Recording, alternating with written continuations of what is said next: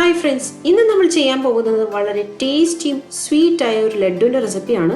ഇന്ന് നമ്മൾ ചെയ്യാൻ പോകുന്നത് ഒരു അടിപൊളി കോക്കനട്ട് ലഡു തന്നെയാണ്. അത് 3 ചേരുവകൾ വെച്ചാണ് നമ്മൾ ഇത് ചെയ്യാൻ പോകുന്നത്.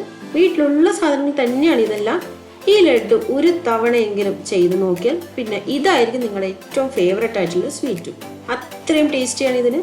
ഇത് ചെയ്യാനും വളരെ കുറച്ച് സമയം മാത്രം മതി. അതുകൊണ്ട് ഉടനെ തന്നെ ഇത് തയ്യാറാക്കാനും പറ്റും.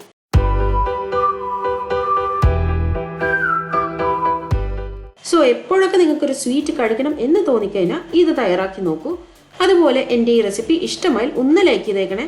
നമ്മുടെ ചാനൽ ഇതുവരെ സബ്സ്ക്രൈബ് ചെയ്യാത്ത കൂട്ടുകാരുണ്ടെങ്കിൽ ദയവ് ചെയ്ത് സബ്സ്ക്രൈബ് ചെയ്യും. സബ്സ്ക്രൈബ് ചെയ്യുമ്പോൾ അടുത്തുള്ള ബെൽ ബട്ടണും കൂടി പ്രസ് ചെയ്ത് ഓളും കൂടി കൊടുത്തതിന് ഞാൻ ഇടുന്ന ഇതുപോലെയുള്ള ഈസി ആയിട്ടുള്ള റെസിപ്പീസ് നിങ്ങൾക്കൊന്ന് ചേരുന്നതാണ്. ഈ ലഡു തയ്യാറാക്കാനായിട്ട് നമുക്ക് ആദ്യം ഡെസിക്കേറ്റഡ് കോക്കനട്ട് തയ്യാറാക്കിയെടുക്കാം. അതിന് വേണ്ടിയിട്ട് ഞാനിവിടെ ഒരു തേങ്ങ എടുത്ത് വെച്ചിട്ടുണ്ട്. ഈ തേങ്ങ ഞാൻ അല്പസമയം ഒന്ന് ഫ്രീസറിൽ വെച്ചേക്കുമായിരുന്നു. അങ്ങനെ നമ്മൾ ചെയ്തെടുക്കുമ്പോൾ പെട്ടെന്ന് തന്നെ ഈ ഷെല്ലിൽ നിന്ന് നമുക്ക് വേർതിരിച്ച് എടുക്കാൻ സാധിക്കും. ഇനി ഫ്രീസറിൽ വെക്കാണ്ടും നമുക്ക് തേങ്ങ നോർമലി എങ്ങനെയാണ് ഈ ഷെല്ലിൽ നിന്ന് വിട്ടെടുക്കുന്നതെന്ന് വെച്ചാൽ അതുപോലെ നമുക്ക് ചെയ്തെടുക്കുകയും ചെയ്യാം. അതൊക്കെ ഓരോരുത്തരുടെ ഇഷ്ടം പോലെ. ഇപ്പോൾ എന്തായാലും ഞാനിത് ഫ്രീസറിൽ വെച്ചെടുത്ത തേങ്ങ തന്നെയാണ്. ഇനിയിപ്പോൾ നമുക്ക് സാധാരണ നമ്മൾ കത്തി കൊണ്ടിട്ട് ഇതൊന്ന് ഷെല്ലിൽ നിന്ന് മാറ്റിയെടുക്കാം. ഇനി ഈ വിടിപ്പിച്ച തേങ്ങയിൽ നിന്ന് നമുക്ക് ആ ബ്രൗൺ സ്കിന്നും കൂടി ഒഴിവാക്കിയെടുക്കാം.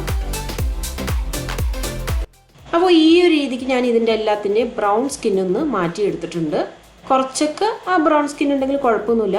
ഒരു കത്തി എടുത്തിട്ട് ഇതുപോലെ ഒന്ന് വരഞ്ഞു കൊടുത്താൽ അതും മാറി കിട്ടാവുന്നതേ ഉള്ളൂ. എന്നിട്ട് നമുക്ക് ഇതൊന്ന് വെള്ളത്തിലിട്ടൊന്ന് കഴുകിയെടുക്കണം. ഇപ്പോൾ ഞാൻ ഈ മുറിച്ച് വെച്ച എല്ലാ പീസുകളും വെള്ളത്തിലിട്ടൊന്ന് കഴുകിയെടുത്തിട്ടുണ്ട്. ഇതിൽ ഉദ്ദേശം ഒന്നേ ഉള്ളൂ, നമുക്ക് ആ ബ്രൗൺ സ്കിന്ന് മുഴുവനായിട്ട് മാറിക്കിട്ടണം. ഇനി അടുത്തായിട്ട് നമ്മുടെ വീട്ടിലുള്ള സാധാരണ ഡ്രൈ ആയിട്ടുള്ള ഒരു കിച്ചൺ ടവൽ എടുത്തതിന് ശേഷം ഇതിലേക്ക് തേങ്ങ വെച്ച് കൊടുക്കുക. എന്നിട്ട് നമുക്ക് ഈ തുണി ഉപയോഗിച്ചിട്ട് ഈ തേങ്ങയിലുള്ള ബാക്കിയുള്ള വെള്ളത്തിൻ്റെ അംശം നല്ലപോലെ ഒപ്പിയെടുക്കുക. ഇത് ചെയ്യുന്ന കാരണം വേറൊന്നും കൊണ്ടല്ല, ഈ തേങ്ങയിൽ ഈർപ്പത്തിൻ്റെ അംശം കംപ്ലീറ്റ് ആയിട്ട് മാറി കിട്ടാൻ വേണ്ടിയിട്ടാണ്. അല്ലെങ്കിൽ പിന്നെ നമ്മളിത് മിക്സിയിലിട്ടൊന്ന് പൊടിച്ചെടുക്കുന്ന സമയത്ത് ഇത് മുഴുവനായിട്ട് മഷി പോലെ അരിഞ്ഞു കിട്ടാനായിട്ട് ചാൻസ് ഉണ്ട്. അപ്പോൾ അത് ഒഴിവാക്കാൻ വേണ്ടിയിട്ടാണ് നമ്മൾ ഇതുപോലെ ചെയ്തെടുക്കുന്നത്. ഇനി അടുത്തായിട്ട് നമ്മളിത് മിക്സിയിലിട്ടൊന്ന് പൊടിച്ചെടുക്കുന്ന മുൻപായിട്ട് ചെറിയ കഷ്ണങ്ങളാക്കി നുറുക്കി വെക്കാം. ഇനിയിപ്പോൾ അടുത്തതായിട്ട് നമുക്കിത് ഓരോ ബാച്ചായിട്ട് ജസ്റ്റ് ഒന്ന് പളിച്ചെടുത്താൽ മാത്രം മതി. ഒരുപാട് അരിഞ്ഞ് പേസ്റ്റായി പോരുത്. അത് മാത്രം പ്രത്യേകം ഒന്ന് ശ്രദ്ധിച്ചാൽ മതി. ഇപ്പോൾ ഞാനിത് നല്ലപോലെ പൊടിച്ചെടുത്തിട്ടുണ്ട്, അരച്ചെടുത്തിട്ടില്ല. അതേപോലെ തന്നെ നിങ്ങൾ ശ്രദ്ധിച്ചാൽ തന്നെ അറിയാം, ഇത് നല്ല തൂവെള്ളയായിട്ടാണ് ഇരിക്കുന്നത്. അതിൻ്റെ കാരണം നമ്മൾ അതിൻ്റെ ബാക്കിലത്തെ സ്കിന്ന് റിമൂവ് ചെയ്തുകൊണ്ടാണ്. ഇനിയിപ്പോൾ നമുക്ക് ഇതൊരു പാനിലേക്ക് മാറ്റിയതിന് ശേഷം ഇത് ലോ ഫ്ലെയിമിൽ വെച്ചുകൊണ്ട് തന്നെ ഇതിൻ്റെ ഈർപ്പം മാറി കിട്ടുന്ന വരെ നമുക്കിത് നല്ലപോലെ ഒന്ന് ഫ്രൈ ചെയ്തെടുക്കണം. അതായത് കൂടിപ്പോയൊരു 5 മിനിറ്റെങ്കിലും ഫ്രൈ ചെയ്തെടുത്താലും മതിയാവും. അപ്പോഴേക്കും നമ്മുടെ ഡെസിക്കേറ്റഡ് കോക്കനട്ടോടെ പാകത്തിന് തയ്യാറായിട്ടുണ്ടാവും. ഇത് കണ്ടുപിടിക്കാനായിട്ട് 2 കാരണങ്ങൾ മതി. ഒന്ന്, ഇത് പാനിൽ വിട്ട് വരുന്ന ആ ഒരു സാഹചര്യമായിട്ടുണ്ടാവും. അതുപോലെ നമ്മൾ ഇതിനകത്തേക്ക് ചേർത്തിരിക്കുന്ന ആ തേങ്ങ ഒന്ന് മേലൊന്ന് ഒട്ടാതെയും വരും. ഇനി ഇത് നല്ലപോലെ ആറിയതിന് ശേഷം ഇതൊരു എയർ ടൈറ്റ് കണ്ടെയ്നറിലോട്ട് മാറ്റിയതിന് ശേഷം ഫ്രിഡ്ജിൽ വെച്ച് കഴിഞ്ഞാൽ 1 മാസം വരെ ഇത് കേടുകൂടാതെ സൂക്ഷിക്കാനും പറ്റും. അപ്പോൾ നമ്മൾ ഇതുപോലെ ഡെസിക്കേറ്റഡ് കോക്കനട്ടൊക്കെ നേരത്തെ തയ്യാറാക്കി വെച്ച് കഴിഞ്ഞാൽ ഇതുപോലെയുള്ള സ്വീറ്റ്സ് ഒക്കെ പെട്ടെന്ന് തന്നെ തയ്യാറാക്കി എടുക്കാൻ പറ്റും. ഇനിയിപ്പോൾ നമ്മൾ ഇന്ന് തയ്യാറാക്കുന്നത് കോക്കനട്ട് ലഡു ആണ്. അതിന് വേണ്ടിയിട്ട് ഞാൻ ഇതൊന്നൊരു 3 കപ്പാണ് അളന്നെടുക്കാൻ പോകുന്നത്. ഇതിന് പ്രത്യേകിച്ച് അളവ് കപ്പോ ഗ്ലാസ് ഒന്നും വേണമെന്നില്ല. നമ്മുടെ വീട്ടിലുള്ള സാധാരണ ടംബ്ലറോ ഇല്ലെങ്കിൽ സാധാരണ ഒരു കപ്പോ എന്തെങ്കിലും മതിയാവും. അപ്പോൾ അതിൽ തന്നെ ഒരേപോലെ എല്ലാ ഇൻഗ്രീഡിയൻസും അളന്നെടുത്താൽ മാത്രം മതി. ഇനിയിപ്പോൾ ഈ ലഡു തയ്യാറാക്കാനായിട്ട് ഒരു പാനിലേക്ക് ഞാനിവിടെ 2 ടീസ്പൂൺ മാത്രമേ നെയ്യ് ചേർക്കുന്നുള്ളൂ. കൂടുതൽ നെയ്യ് ഇഷ്ടമുള്ളവർക്ക് അതിനനുസരിച്ച് മാറ്റം വരുത്താം. ഇപ്പോൾ നമ്മൾ നേരത്തെ അളന്ന് വെച്ചിരിക്കുന്ന ആ തേങ്ങ ഡെസിക്കേറ്റഡ് കോക്കനട്ട് ഉണ്ടല്ലോ, അത് ഇതിലേക്ക് ചേർത്ത് കൊടുക്കുവാണ്. ഇപ്പോൾ ഈ ഒരു റെസിപ്പിക്ക് നമുക്ക് വേണമെങ്കിൽ സാധാരണ നമ്മുടെ വീട്ടിൽ ചിരകി വെച്ചിരിക്കുന്ന നാളികേരം ഉണ്ടല്ലോ, അത് ഡയറക്റ്റായിട്ട് ഇതിലേക്ക് ചേർക്കാം. പക്ഷെ അങ്ങനെ ചേർത്ത് വയ്ക്കാൻ അതിൻ്റെ ഷെൽഫ് ലൈഫ്, അതായത് അത് അധികം നാൾ നമുക്ക് സ്റ്റോർ ചെയ്ത് വെക്കാൻ സാധിക്കില്ല. കൂടിപ്പോയ ഒരു 1-2 ദിവസത്തിനകം നമ്മൾ തീർക്കേണ്ടി വരും. പക്ഷെ ഇങ്ങനെ ചെയ്തെടുക്കുവാണെങ്കിൽ നമ്മൾ ഒരാഴ്ച വരെ ഇത് സ്റ്റോർ ചെയ്ത് വെച്ച് കഴിഞ്ഞാൽ നമുക്കിത് കഴിക്കാൻ സാധിക്കും. ഇപ്പോൾ ഈ ഒരു സ്റ്റേജിൽ ഞാനിവിടെ ലോ ഫ്ലെയിം തന്നെയാണ് വെച്ചിരിക്കുന്നത്. നിങ്ങൾക്കിപ്പോൾ കാണുമ്പോൾ അറിയാം, ഒരു ലൈറ്റ് ക്രീം ഷെയ്ഡ് ഇവിടെ വന്നിട്ടുണ്ട്. ഈ ഒരു സ്റ്റേജിലാണ് നമ്മൾ ഇതിലേക്കുള്ള പാല് ചേർത്ത് കൊടുക്കേണ്ടത്. ഞാൻ ആദ്യം കാണിച്ച ആ അളവ് കപ്പിൽ തന്നെ അളന്ന് വെച്ചിരിക്കുന്ന 1.5 കപ്പ് പാലാണ് നമ്മൾ ഇതിൻ്റെ അകത്തേക്ക് ചേർക്കേണ്ടത്. ഇപ്പോൾ ഞാനിവിടെ ഫുൾ ഫാറ്റ് മിൽക്ക് തന്നെയാണ് ഉപയോഗിക്കുന്നത്. ഈ ഒരു സ്റ്റേജിൽ നമുക്ക് വേണമെങ്കിൽ മീഡിയം ഫ്ലെയിമിലോട്ട് മാറ്റുകയും ചെയ്യാം.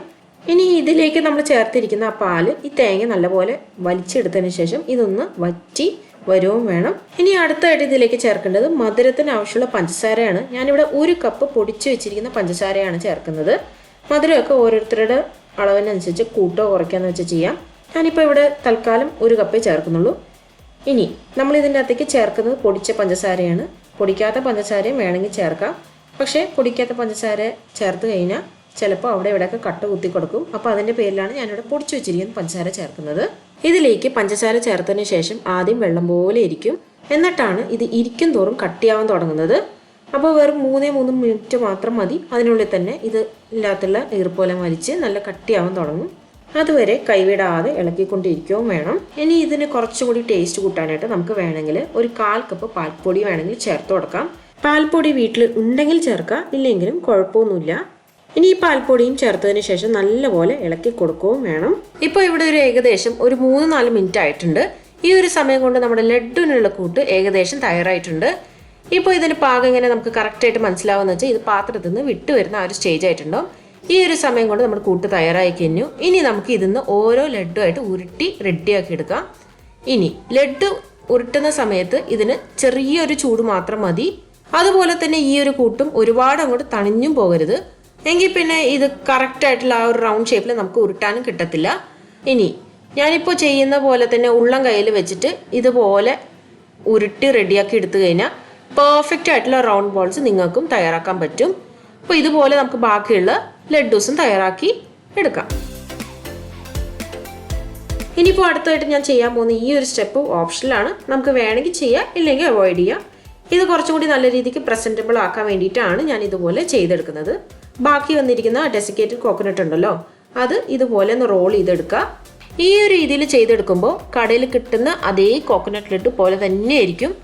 അപ്പോൾ ഇതുപോലെയുള്ള ലഡ്ഡൂസൊക്കെ നമ്മൾ തയ്യാറാക്കി വെച്ച് കഴിഞ്ഞാൽ പെട്ടെന്ന് നമ്മുടെ വീട്ടിൽ ഒരു ഗസ്റ്റ് വന്നാലോ, അല്ലെങ്കിൽ നല്ലൊരു വിശേഷ ദിവസത്തോ, അല്ലെങ്കിൽ നമുക്ക് പെട്ടെന്ന് ഒരു സ്വീറ്റ് കഴിക്കണം തോന്നിക്കഴിഞ്ഞാൽ ഇതുപോലെയുള്ള കോക്കനട്ട് ലഡ്ഡൂസ് ഇനി തയ്യാറാക്കി നോക്കൂ.